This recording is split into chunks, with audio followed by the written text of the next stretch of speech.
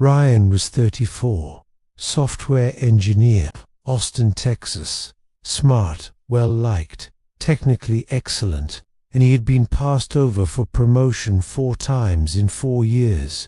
Same feedback every time, not demonstrating senior-level thinking. So Ryan did what almost everyone does when they get that feedback. He worked harder, stayed later, produced more, got passed over a 5th time. It was not until a mentor asked him one question, a question that had nothing to do with his technical skills, that everything changed, and within 8 months, he was promoted. I am going to tell you exactly what that question was, but first I need to show you why it worked, because the answer reveals something about how winners think that most people never examine. If you are new here, this channel is about the real psychology behind why some people break through and most people do not, and what you can actually do about it. Subscribe and hit the bell right now. And before we go further, drop a yes in the comments if you have ever worked harder after a setback and gotten nowhere, because that pattern is exactly what this video is about. What if the difference between the people who win and the people who do not has almost nothing to do with talent, resources, or luck, and everything to do with one specific way of processing the world that most people are never taught?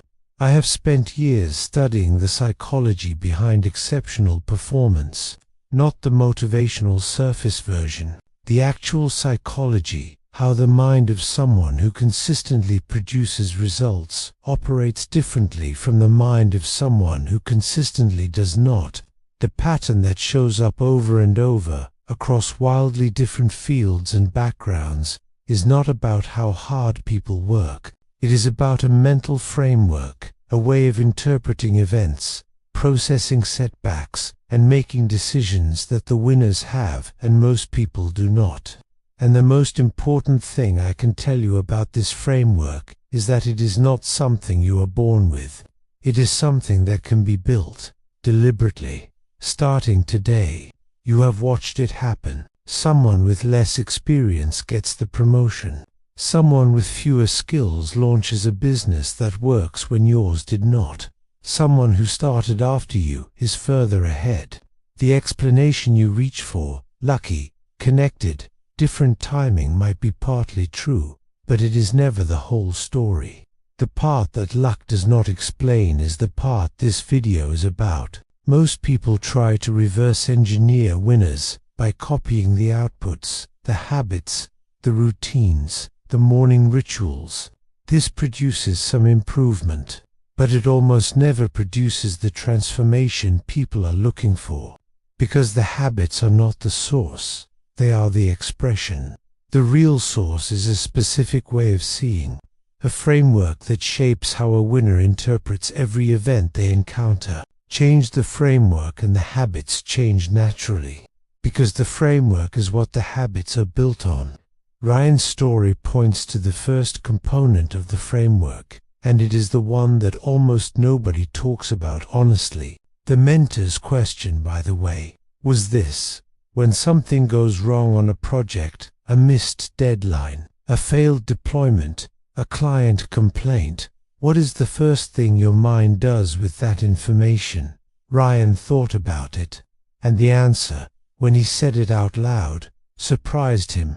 The first thing his mind did automatically, every time, was identify who was responsible. Not in an aggressive way, not always externally, but the first cognitive move was to locate the fault.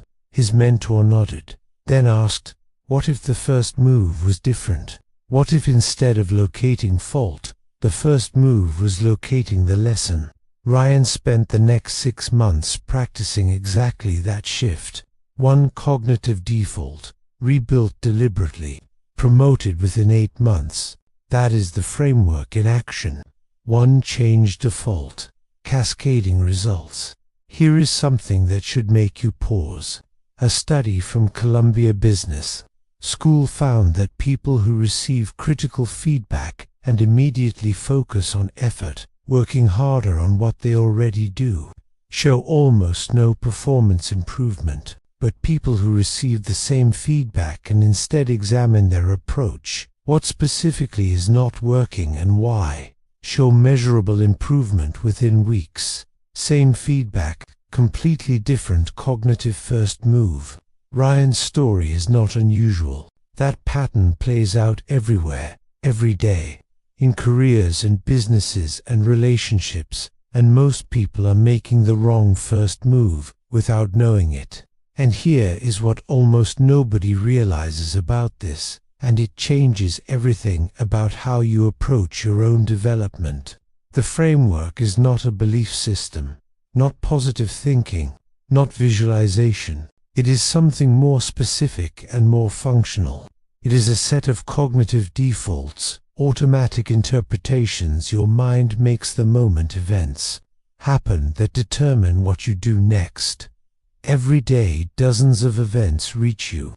A conversation goes sideways, a result falls short, an opportunity appears, but the path is unclear. For each one, your mind makes an automatic interpretation before conscious thought even engages. That interpretation drives your emotional response. Your emotional response drives your behavior. Your behavior drives your outcome. You are not consciously deciding any of this. Your brain already decided before you were aware it was deciding. That is the framework operating upstream, invisible, which is exactly why most people never examine it. You cannot see your own defaults from inside them, and naming them the way we are about to is what changes everything. Those defaults were set in childhood, shaped by environment and experience, and have been running unchallenged ever since. The winners are not the people who never had bad defaults. They are the people who identified them, challenged them, and built new ones deliberately. That is the whole game. The winners have a default orientation toward information. They are oriented toward extraction, pulling the maximum useful signal out of every event, especially the bad ones. Most people are oriented toward evaluation. When something happens, the first cognitive move is to judge it, good or bad, fair or unfair, my fault or someone else's. Here is a quick test. Think of the last thing that went wrong for you, something recent. What was the first thing your mind did with it? If the honest answer is that the first move was to judge it, fair or unfair, whose fault, that is the evaluation orientation, automatic. Most people have no idea it is happening, and here is why it costs them. Evaluation closes the event. Once you decide something is unfair, the lesson becomes inaccessible. Extraction keeps the event open. What is this telling me? What would I do differently? That one shift in first move, practiced until it is automatic, is one of the most significant cognitive advantages a person can build. Almost nobody has built it deliberately. Visual cue, side by side, evaluation orientation, good, bad, fair, unfair, whose fault, versus extraction orientation. What does this tell me? What can I use? Think about the last setback you experienced, something that did not go the way you planned, a rejection, a failure, a result that fell short. What was the first thing your mind did with it? Be honest. For most people, the answer is evaluation, a judgment about what happened and why. The extraction move, what can I learn? What does this tell me about what I need to do differently? Came later, if it came at all. And the gap between those two first moves, compounded across thousands of events over years, produces a gap in development that looks, from the outside, like talent. Now here is why extraction is not the natural default, and why knowing about it is not enough to build it. Pain triggers evaluation automatically. The mind wants to know whose fault it is before it will look for a lesson. That is not a character flaw, that is wiring. But it is wiring designed for tribal survival, not for building a career or a business. The winners have trained themselves to move through evaluation quickly, not suppress it, but not live in it, and arrive at extraction as the primary response. That transition, repeated enough times, becomes automatic. And automatic is where the real advantage lives. Here is the second component of the framework, and this one is where most people fall apart without ever realizing it. The winners have a fundamentally different relationship with uncertainty than most people do. Not just a higher tolerance for it, a specific orientation toward it that changes how they decide. Here is what most people do with uncertainty. When the path forward is unclear, when the outcome is unknown, when multiple directions exist with no obvious right answer, the dominant response is discomfort, and the dominant behavior is to resolve it as fast as possible, to reach for a conclusion, any conclusion, that collapses the uncertainty and produces a feeling of knowing what to do next. This feels like decisiveness. It is often the opposite. Quick question: have you ever made a decision fast, not because you had enough information, but because the not knowing was just too uncomfortable to sit with? Most people, if they are honest, say yes, all the time. That is not weakness. That is the default, and it is costing decisions every single week. Let me tell you about a woman I will call Christine. Christine ran a consulting practice in Chicago. Highly competent, deeply knowledgeable, and she had been significantly undercharging for her work for 3 years. Every advisor told her this. She knew it herself. Every quarter the same frustration, the same intention, the same unchanged rates. When she worked through the psychology honestly, the pattern was clear. Every time she considered raising her rates, the uncertainty of how clients would respond became genuinely intolerable. Not uncomfortable, intolerable. And her mind immediately reached for a conclusion. They will leave. Not because she had evidence. She had never lost a client over pricing. But the conclusion resolved the uncertainty, and a false resolution felt better than sitting with the unknown. Christine was not weak. She was not irrational. She was doing what the human brain is wired to do, choosing the psychological comfort of a premature conclusion over the discomfort of genuine uncertainty. The cost, calculated honestly over 3 years of undercharged fees, was somewhere between $60,000 and $90,000. Not a small number, and every dollar of it was paid not to a competitor, not to bad luck, not to market conditions, but to the discomfort of a question she never let herself sit with long enough to answer properly. The winners do not resolve uncertainty faster. They tolerate it longer, and here is exactly why that matters. Here is a stat that should stop you for a second. Research on decision-making quality consistently shows that one of the strongest predictors of a bad decision is not low intelligence, not lack of information, it is time pressure. Specifically, the pressure people put on themselves to resolve uncertainty fast. In one study, decision-makers who were trained to tolerate ambiguity longer made measurably better decisions than those who resolved it quickly. Even when both groups had access to the same information, it was patience with not yet. Knowing the winners are not smarter. They are more comfortable with uncertainty. And that comfort is not a personality trait. It is a trainable skill. Which means if you are someone who reaches for conclusions fast, not because you have the information, but because the waiting is unbearable, that is the exact thing worth working on. Here is what building that tolerance actually looks like.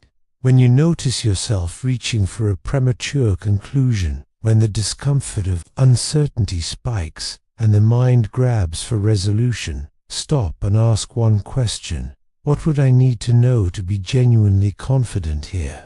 In most cases, answering honestly reveals that you do not yet have that information. That recognition, I am reaching for a conclusion because it is comfortable, not because I have earned it, is the interruption that breaks the pattern. Over time the pause becomes automatic. the tolerance grows, the decisions improve. The third component of the framework is the one that will probably make you most uncomfortable, because it involves something almost nobody wants to examine honestly. But before I get to that, I want to add something about the framework that most conversations about mindset completely skip. Everything said so far has been about how the framework handles adversity, setbacks, failures, rejections, and that is real and important. But here is what makes the framework truly powerful and truly different from any motivational framing you have heard before. The framework applies equally to success, maybe more importantly to success. Here is why this matters in a way most people never consider. Most people, when things go well, attribute the result to themselves. When things go badly, they blame circumstances. Psychology calls this the self-serving bias. It feels good, and it is one of the most reliable ways to stop developing exactly when you most need to keep going. A win processed through evaluation that went well, I was good, produces almost nothing. It closes the event. It generates satisfaction that feels like growth but contains no information. A win processed through extraction, what specifically worked, what was repeatable versus lucky, produces a map. Over time, that map becomes the difference between consistent performance and performance that depends on favorable conditions. Think about a time something went really well for you. Did you extract from it, or did you take the good feeling and move forward? Most people move forward. The winners examine. And the compound effect of extracting from wins, just as rigorously as from losses, is that success starts becoming less accidental and more deliberate. That is the framework operating at full capacity. Here is one of the most uncomfortable findings in performance psychology, and I want you to sit with this for a moment before moving on. Studies on high performers versus average performers in identical environments show that the single biggest predictor of long-term growth is not skill level at entry, not natural intelligence, not work ethic. It is what a person does with failure. Specifically, how quickly they move from explanation to adjustment. High performers spend less time explaining why something went wrong and more time adjusting what they will do differently. The gap in explanation time, averaged across a career, accounts for a significant portion of the performance gap that looks from the outside like raw talent. It is not talent. It is processing speed from event to lesson. That speed is the framework. The winners have a different default relationship with responsibility, not in the moral sense, but in the causal sense. When things go wrong, the instinctive explanation most people reach for is external. The market was bad, the timing was wrong, the other person did not come through. These things are sometimes true, but almost never the complete picture. And the habit of explaining outcomes primarily through external causes has one specific and devastating consequence. It leaves you with no lever to pull. If the cause is out there, the solution is also out there. You become a passenger waiting for conditions to change. Passengers do not build exceptional outcomes. I am not saying external factors do not matter. They do. Bad luck is real. Unfair circumstances are real. What the winners have learned is to ask one specific question in response to every outcome, given everything that happened. What portion of this did I have influence over, and what would I do differently with that portion? That question always reveals something actionable, always. Even in the most externally caused setbacks, there is almost always a sliver shaped by something you did or did not do. Focusing on that sliver, not to self-blame, but to learn and adjust, is what keeps development moving when most people have stopped.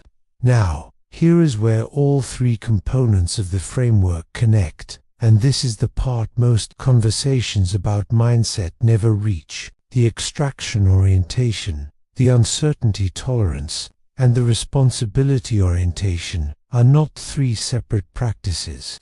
They are three expressions of one underlying cognitive posture. I process the world in terms of what I can learn and what I can influence, not what is fair, not whose fault it is. What I can learn, what I can influence. Every event gets processed through that lens first. Setbacks, wins, uncertainty, conflict, unexpected results. All of it is raw material. And over time, that posture produces a person who improves faster, decides better, and recovers quicker. Not because of more talent, because the framework compounds. Every event processed through extraction produces a small improvement. Every decision held open long enough produces a better outcome. Every setback examined for your slice of influence produces an adjustment, individually invisible, across 5 years, unrecognizable growth. And because the improvements come from a framework, not a specific skill, they transfer everywhere: career, relationships, finances, health. The framework is the upgrade. Everything downstream follows. Here is the thing that nobody tells you about the gap between people who win and people who do not. It does not feel like a gap from inside it. It feels like effort. It feels like doing your best. It feels like being unlucky, or being in the wrong situation, or waiting for the right opportunity. The person operating without the framework is not lazy. They are often working incredibly hard. They are just processing through evaluation. Is this fair? Whose fault is it? When will circumstances change in that processing loop? No matter how much effort fuels it, produces the same place. Not because the person is stuck, because the framework is stuck. And you can work for a decade inside a stuck framework and have very little to show for it. That is the real cost, not the effort, the years. Let me tell you one more story, because I want to show you what this looks like when all three components are operating together, in a real situation, under real pressure. A man I will call Marcus was 41. He had spent 11 years building his career inside one company. He knew the culture, the politics, the rhythms of the organization. He had adapted himself to fit that world and had been rewarded for it. Then the company restructured. His role was eliminated. Not performance-related, a genuine organizational change outside his control. And Marcus did what most people do in the immediate aftermath of a genuinely external setback. He evaluated. The company was wrong. The timing was cruel. The decision was unfair, all of which was probably accurate. But after 2 weeks of that, something shifted. He made a deliberate choice to change the frame. He asked, "What does this event tell me?" He asked, "What is genuinely uncertain right now that I should not yet resolve?" He sat with the uncertainty rather than reaching for the first available job posting that would relieve it. And he asked, in the 11 years at that company, what portion of my outcomes was shaped by my own choices, and what would I do differently? That third question was the hardest, because some of what it revealed was uncomfortable. He had been coasting on institutional stability for years. He had not built external skills or external relationships with the seriousness the situation now required. Not the company's fault, his. In the following 18 months, Marcus built a consulting practice that within 2 years was producing more income than the corporate role had. Not because the layoff was lucky, because the framework he applied to it extracted the maximum value from one of the worst professional experiences of his life. Let me give you the practical version, because understanding a framework produces nothing if it does not change what you actually do. Here are 3 specific daily practices that install this framework. Not theory, not inspiration. Concrete actions. First, end each day with one extraction question. Not a journaling routine with 15 prompts. One question only. What is the most useful thing today taught me? Ask it honestly. Write the answer. This single habit, done consistently, trains the extraction orientation. The mind begins to look for the lesson during the day because it knows the question is coming at the end. The orientation becomes anticipatory rather than reactive. Second, when you notice yourself reaching for a quick conclusion, especially in high-stakes situations, ask the uncertainty question. What would I need to know to be genuinely confident here? Most of the time, answering that question honestly reveals that you are about to decide on incomplete information. Not always. Sometimes you have enough, but the habit of checking slows the premature conclusion reflex and builds the tolerance for not yet knowing that separates good decision makers from great ones. Visual cue. 3. Practices on screen. 1. End of day extraction question. 2. Uncertainty check before big decisions. Over 3. Weekly influence audit. Third, once a week, pick one outcome from the past 7 days that did not go as you wanted, and do a 2-minute influence audit, not a self-criticism session. A specific question. In this outcome, what portion did I have influence over, and what would I do differently with that portion? 2 minutes, one outcome, one honest answer. That audit, done weekly, builds the responsibility orientation gradually and sustainably without tipping into self-blame, which shuts down learning just as effectively as external blame does. These 3 practices are not glamorous. They will not produce a visible result in a week. They will not feel like transformation is happening. That is exactly how compounding works. The returns are invisible until they are not. And the people who understand this well enough to keep going through the invisible phase are the ones who wake up 2 years from now in a fundamentally different place. Not because their circumstances changed, but because the framework they were operating from changed. And the framework changed everything downstream. But there is one more thing I want to say about building this framework, and it is the piece that most people overlook because it does not feel like work. Think about the 5 people you talk to most, not who you admire, who you actually talk to regularly. Now ask honestly, do those conversations mostly evaluate or mostly extract? Do they spend energy on what went wrong and who was to blame, or on what was learned and what to do differently? If you are brutally honest about that question, you already know whether your environment is reinforcing the framework or slowly eroding it. Most people, if they answer honestly, realize the balance is heavier on evaluation than they thought. And that balance is not neutral, it is training. Every conversation you have regularly is a practice session for one of 2 orientations. Conversations that default to evaluation. What went wrong? Who is at fault? What was unfair? Train the evaluation orientation. You are practicing the default you are trying to replace. Conversations that default to extraction. What was learned? What to do differently? Train the framework. Every time you show up in that conversation, you are reinforcing the default you are trying to build. This does not mean avoiding people who complain or cutting off relationships.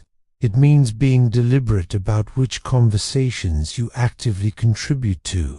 When a conversation goes evaluation, you can be present, you can be compassionate, but you do not have to fuel it. And when you choose who to spend time thinking alongside in real life, in the content you consume, in the voices you return to, choosing people who modeled the extraction orientation is one of the highest leverage decisions you can make, because you become the average of what you practice, and you practice what your environment makes automatic. Here is the thing that separates the people who understand this from the people who actually change. Insight does not install the framework. Repetition does. Most people who hear this will nod. feel the truth of it, and return to their day intending to apply it. Within 48 hours, under real pressure, the old defaults take over.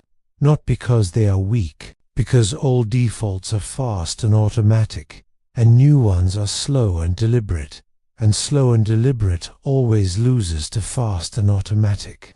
Unless the new pattern has been practiced enough to become automatic itself. That is the only mechanism. Not motivation, not inspiration. Repetition until the new default is faster than the old one. Simple enough to do on the worst days. That is the standard the practice needs to meet. Let me leave you with one final image, because I want something concrete to stay with you after this video ends. Two people, same intelligence, same starting point, same external circumstances. One of them processes every event through evaluation, judging it, assigning fault, resolving uncertainty as fast as possible, explaining outcomes externally. The other processes every event through the framework, extracting the lesson, tolerating the uncertainty long enough to gather real information, examining the portion they influenced and adjusting. Year 1, you cannot see the difference. Both seem equally capable. Both are working hard. Both want the same things. Year 2, the people who know them both start noticing something they cannot quite name. Year 5, the gap is undeniable. Year 10, it looks like one person was simply born with more ability than the other. But that is not what happened. What happened is this. One of them spent 10 years producing outcomes and storing them as experiences. The other spent 10 years producing outcomes and converting each one into information. Information about what works, what does not, what they can influence, what they misjudged, what they would do differently. Same decade, same hours, completely different accumulation. One person has 10 years of experience. The other has 10 years of development. Those are not the same thing. And the gap between them, by year 10, is not a gap in effort. It is a gap in framework. One was operating from a mental model that compounded, quietly, invisibly, one event at a time, and the other was not. Same starting line, completely different destination. Not because of talent, because of what each person did with every event they encountered. That framework is available to you right now, not in some distant future when you have more time or more resources or the right circumstances. Right now, starting with the extraction question tonight. One question, 30 seconds of honest thinking. What is the most useful thing today taught me? Write it down somewhere, you will see it. That small act done tonight, and again tomorrow, and again the day after, is the beginning of building the default that changes everything downstream. The framework does not install in a flash of insight, it installs in repetition. And repetition starts with one evening and one honest question. So here is what I want from you in the comments right now. Think about the 3 components we covered: the extraction orientation, the uncertainty tolerance, the responsibility orientation. Which one is furthest from your current default? Not which one sounds most appealing. Which one feels most uncomfortable when you imagine applying it to something that happened in your own life recently? Drop it below. One word or one sentence, because naming the gap is the first act of closing it. And this community takes these questions seriously. I read every comment. I respond to as many as I can. Drop it right now. It takes 30 seconds and it might be the most useful thing you do today. And if this video gave you a name for something you have been experiencing but could not articulate, share it. Tag someone who is talented, working hard, and not yet operating from a framework that matches what they are capable of. That one share puts this in front of someone who might use it to change direction entirely. Hit share. Drop the comment. Start the extraction question tonight. I will see you in the next one.